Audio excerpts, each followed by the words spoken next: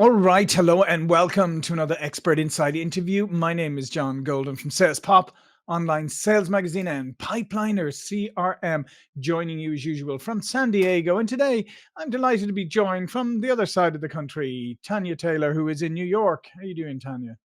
I'm doing well. Thank you for having me, John. Yeah, and absolutely. And Tanya has a fascinating background, CPA, MBA, over 2 decades, helping people improve their financial lives. You're on a mission to stop the cycle of poverty and build generational wealth. Author, TEDx speaker, founder and CEO of Grow Your Wealth, the financial education platform. You 24 years on Wall Street in banking, insurance industries. You've been featured in Business Insider, Black Enterprise, and you have. You've traveled around the world, obviously now, but you arrived in the U.S. at 16 from Jamaica to escape poverty, and Tanya, just as a foundation, like how much obviously that informs everything you did after that, but just describe for a moment what it's like to arrive as a 16-year-old, trying to escape poverty to this crazy place called America. Yeah, good question. And I've been getting asked that a lot. And, when I first came here, so I obviously was alone. My parents were back home, Mhm. and I was the one in the family that got the opportunity to come to America and to change the trajectory of our lives, right? So I couldn't be a 16-year-old anymore. I had to grow up really fast and just think about, okay, what am I going to do to make sure I kind of secure my bag, if for lack of a better term? Because when I came, one of the things that really surprised me was that a lot of people were living paycheck to paycheck. Mhm. When you're growing up in Jamaica and you hear about America, you think everyone lives this wealthy lifestyle and all Mhm. this other stuff, and then you come and you're like, wow, people are working 2 jobs or 3 jobs. They're literally trying to pay their way. And Mhm. so I asked myself, what can I do differently that would allow me to create a different path for myself, for my family back home, and then for, if I have a family eventually, which I do now. So I couldn't think like a 16-year-old Right. anymore. I had to I never thought about it, never processed it until I keep getting asked this question a lot. I just had to focus and Right. just figure it out. Yeah, and as you said, the U.S. I mean, there's a lot of people here. I mean, I think it's true of many places in the world today now. Is people are living with debt, living with like credit card debt, bank loans, etc., etc. And sometimes it feels like, I guess for some people, it feels like it's too late to really change that trajectory, right? Because they're so when you work with people, how do you help people? First of all, how do you encourage people that it's not too late to change the trajectory, regardless of where they are in their life or career? Yeah, so I like to say I meet people exactly where they are, and that's Mhm. because that's literally what I do. I've had clients that are 65 and clients that are in their late 20s, right? And so I always start with this mindset work. And my clients usually find it very interesting that I start with mindset because they usually come in and say, okay, I want to save for retirement or I want to pay off my debt. And I'm starting like, okay, guys, let's start with this mindset and we're going to create goals. I Mhm. think that once they overcome that barrier, or I shouldn't say think, I know once they overcome that barrier of this is my life and this is how it has to be, then they start seeing opportunities that are beyond what they would have ever imagined. So definitely we always start with a mindset. Then we start within that mindset, we're setting goals. What do you envision and when do you envision it? And we're setting very, very concrete goals about what they want to do. Obviously, they could adjust as they go along, but Mhm. that why that they're doing all of this for pushes them to be able to implement all the other steps that we have in my program, whether they come in because they want to fix their credit or get rid Mhm. of debt. A lot of them, it's getting rid of debt and then really starting to learn to invest and putting money away for retirement. So let's set the Mhm. goal and then let's move beyond, move towards accomplishing each step of that goal. Yeah, and obviously, I mean, with switching that mindset, that's quite an undertaking in itself, particularly if you've grown up with.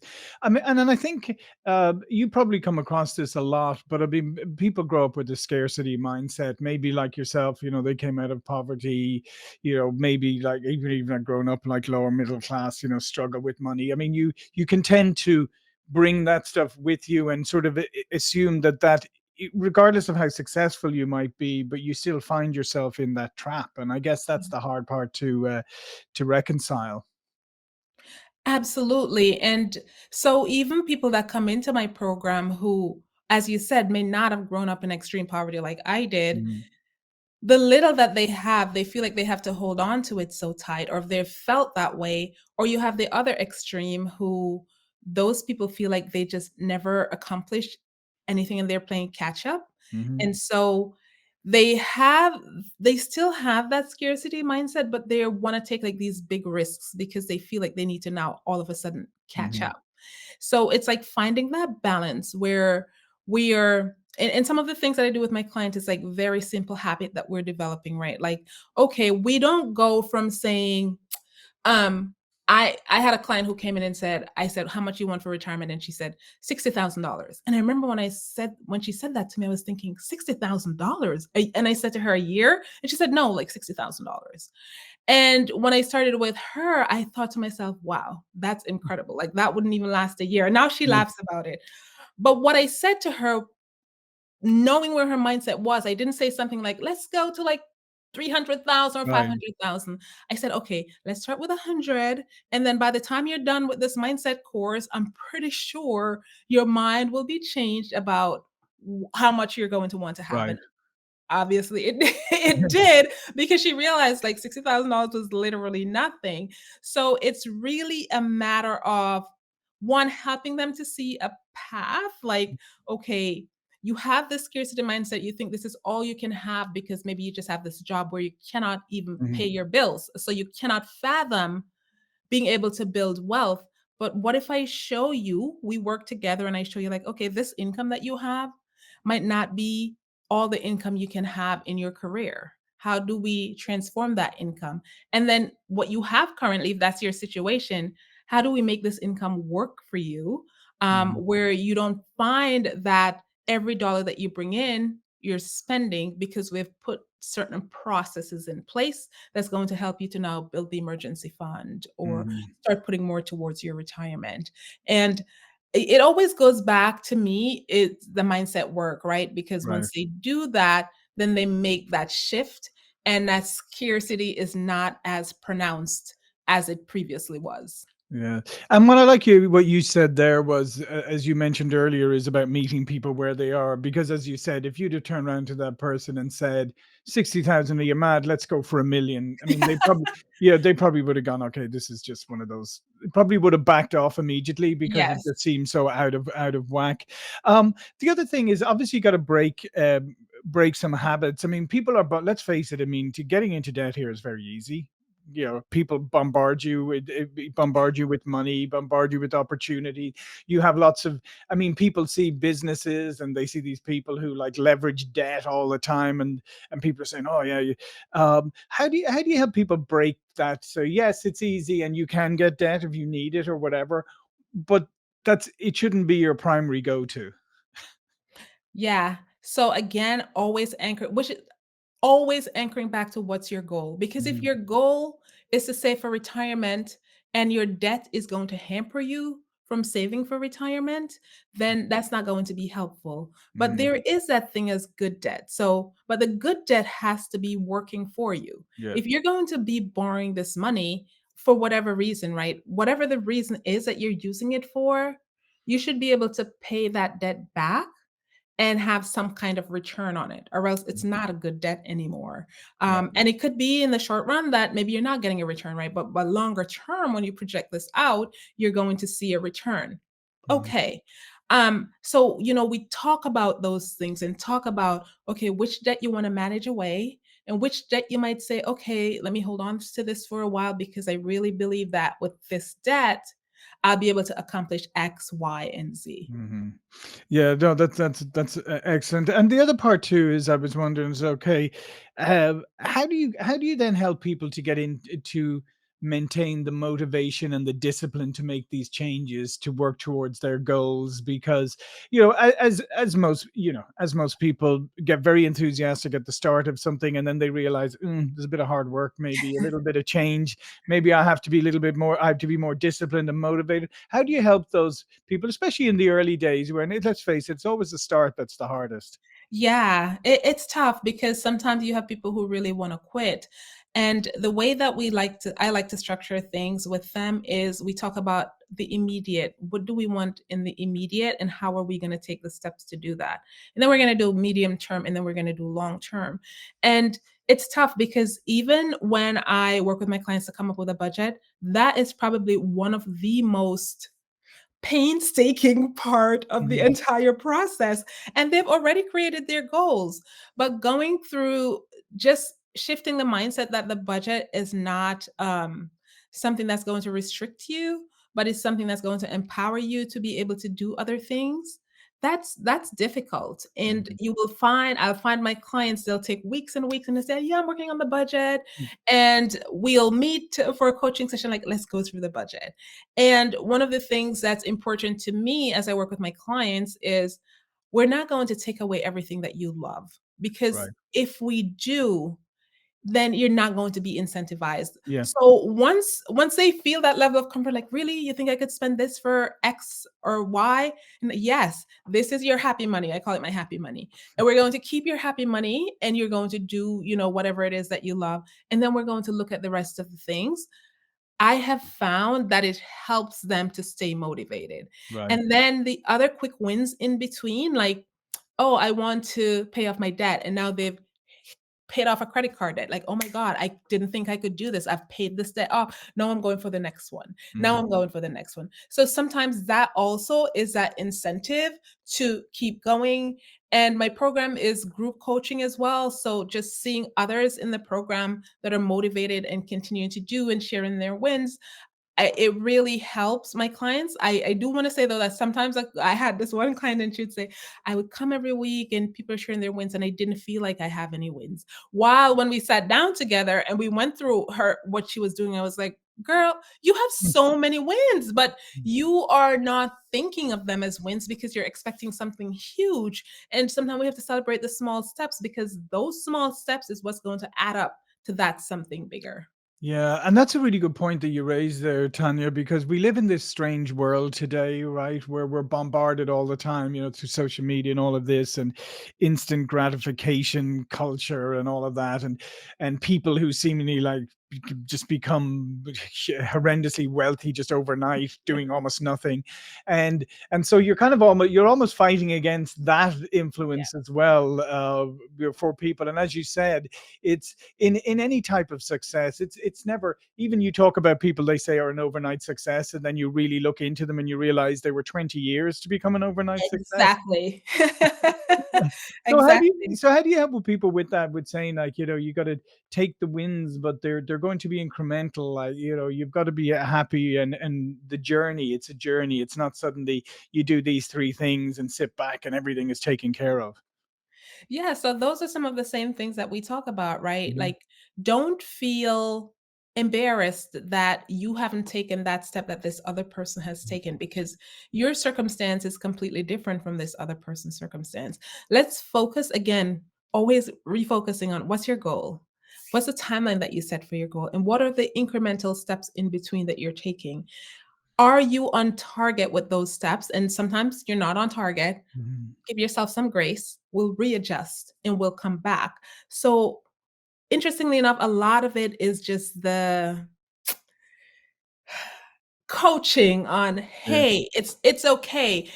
Do you feel like you're trying enough? Do you feel like you're in this goal that you've set, you're doing X, Y, and Z? Celebrate that. Yeah. Don't look at what somebody else has, because you're right. There are people that seem like overnight success and they've been working at this for a really, really long time, but we just see the end result. Yeah. And they're not everybody's going to say, these are all the things that I did in between to get here. Yeah. So yeah. Yeah, no, and it's great. And what you just said about comparison is I'm martial arts is my pastime, but one of the things that you learn early in martial arts is that you can't compare yourself to other people because there's going to be people who are bigger, stronger, more flexible, faster, quicker, younger, whatever. You have to compare yourself with yourself and say, Yeah. am I better than I was last week? Am I better than I was last month? What are my goals here? So I absolutely, I think that's so incredibly important for people to get away from comparing with others and start, comparing with themselves. So what are some of the things that you have people do early on just to get themselves, like to get their finances in order, get themselves like on sort of what's the foundational part after Yeah. mindset? So as I mentioned before, like we really start with the mindset work, Hmm. right? And the mindset work involves setting goals Hmm. and setting realistic timeline that they believe that they could achieve those goals within. Once we're done with the mindset work, I really do look at each client individually and Right. see what is their most pressing needs. And a lot of times that goal worksheet that they did is what's going to help to determine that. So we're starting out and sometimes they may not fully know, right? Like, oh my God, I have bad credit, I have debt, I don't Mm. have anything planned for retirement, and I don't have a budget. How do I do that? So the foundational things that I like to talk about is budget, credit, and debt. I call them the wealth trifecta. We need to get a grasp on those three things. So once we're done with the mindset, we usually hone in on those three things and come up with a plan. For example, if you have negative credit and depending on what's on your credit report, Mhm. that might not be a 1, 2, 3 fix, right? It might be a Yeah. longer term fix. So we're working on that while we're looking at your debt and figuring out, okay, how are we going to reduce your debt and manage it away, especially the really bad debt? But also, how are we curbing the habits that have gotten us to this place? Yeah. Because that's really critical. Because you don't want to be in this program, but you're continuing with the same habits, right? Right. Or you don't want to leave this program and then you start the same habits again. So it's really just understanding and developing these practices that's going to make you say, "Mm-mm, I'm not doing this again because I don't want to get back to where I was." Mm. And so we do those three things, but then we start looking at, okay, how do you build wealth? And there are different parts of that, whether it's investing, whether it's building your retirement, whether it's, hey, I have this hobby that I think I could manage to make some money from so it could help me to pay my debt off, right? Or it could help me to do XYZ, to invest Mm. more so I could save more for retirement. So we're looking at those. And then we're also looking at wealth protection. Right. How we've done all of this, what are we doing to ensure that we're protecting ourselves so that if I have a young child and something were to happen to me, my child would be okay. Or if I Mhm. want to pass on a legacy, that I have things in place to do that.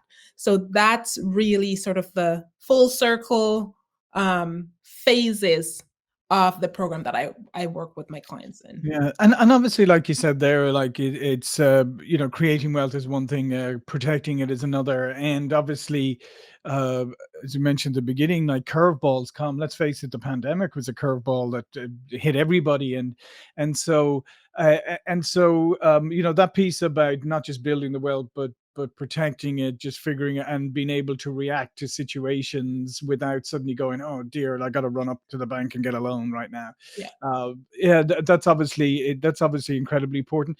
And just to and wealth means different things to different people. What is the definition of wealth that mostly resonates with your people? It's more what gives you the freedom to be able to Mhm. live the lifestyle that you want. And again, this is why it's unique for Yeah. everybody because one person might say, "Hey, I'm good with $500,000 in retirement because this is how I plan to live." And Mhm. another person might say, "No, I want to live luxuriously because I always struggled, and so I want $1 million." Yeah. So it's really going to be dependent on how you see your lifestyle going forward. And the other piece of that I would say is what do you wanna leave? There are some people who say, "I'm not paying my child's student loan, and I'm not really needing to leave anything for them." So for that person, wealth is gonna be very different from someone like me who's like, "I wanna pay off my children's student loan, and I wanna leave a legacy, and I wanna leave things to charity." Mhm. So what I build up over time is going to be very different from the other person who says, "This is what I'm going to do." Yeah, no, I know, absolutely, and I think that's a critical piece is to understand what does it mean, what does it mean for you, and I guess the last piece as well is Tanya, why this is all so important is because let's face it, people are living longer. Yeah. The retirement is a lot longer than it used to be, and so I mean, people have to plan for a longer time horizon than perhaps they once had to. Yep. And that's one of the things when I work with my clients, I actually have them calculate out how much they're going to have in retirement. We put in that additional age because, yes, we're living longer. Mhm. And what are some of the things that we need to do to get there? So, that is something that we definitely factor in because if you're just thinking about, okay, I'm going to retire at 65 and I'm going to Mhm. have enough until I'm 80, right? Can you run out of money? Most people are Mhm. living past 80. Yep. And because you can run out of money, then that's something we need to plan for. Healthcare, last survey I did, study I reviewed said a married couple will need about $360,000 after they retire for medical. How do we come up with those numbers? How do we come up with those? Does your company offer medical Mhm. benefits? And if they don't, do you need to start some kind of medical savings account if you don't have something, or increase your retirement amount because that medical might eat away at some of it. Yeah, no, no, absolutely. Yeah, yeah. I mean, there's a lot of things to consider, and I think that's great when there's someone like you that people can work with because there's so many things that probably just don't pop into people's minds, and they're so. I mean, if you're drowning in debt and you're busy and you're just trying to keep, you're spinning all the plates, trying to keep them, kind of keep them from falling. You can't really think a lot and you can't plan a lot, so you need somebody to help you get on track. So all of Tanya's information will be below this video. But before we go, please do tell people a little bit more about you and what you do. Yes, so I'm a financial coach. I work with both organizations and individuals in helping. I target mainly professional women because women are so afraid of personal finance. So, really empowering them to manage their finances so that they can build wealth and retire worry Mhm. free. And I do have a coaching program that I take these individuals through so they could become confident money managers when they're done with the program and really aspire to build wealth. Um, and did you say how they can reach me or? Oh, we know. I've said all of your details will be below. Okay, Yeah, yes, yes. yeah, yeah. Yeah, so that's pretty much what I do. I also speak to organizations as well, because speak at organizations as well because I believe my story is a very empowering one. So even when people come into my program, they're usually just very inspired and motivated and feel like, oh, if Tanya was able to do this, then Mhm. I think that I can do this. And I help to guide them through that process, right? To make sure that they feel comfortable that you absolutely can do it, even though our stories are vastly different. Yeah. Yeah, fantastic. Well, like I said, I would encourage you to check out Tanya's information's below here and go check it out. So thank you again, Tanya. Thank you for watching and listening. See you all again very soon. Thank you.